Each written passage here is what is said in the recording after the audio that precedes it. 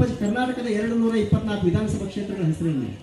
Nippani, Chikkodi, Athani, Kagwad, ಉಡೇಚಿ, Raybag, Hukkeri, ರಬಾವಿ, ಗೋಕಾ, ನಮಕನ್ಮನಹಳ್ಳಿ, Belagavi Uttara, Belagavi Dakshina, Belagavi rural, Khanapur, Kittur, Bailhongal, Savadatti, ಆಮದೂರು, Mudhol, Teja, Jamkhandi, ಬೇಲಗಿ, Badami, ಕಾಗರಗೋಳ, Hungund, ದೇವ್ಯಾ, ದೇವರಪರ್ಗಿ, Sanganna, Bagewadi,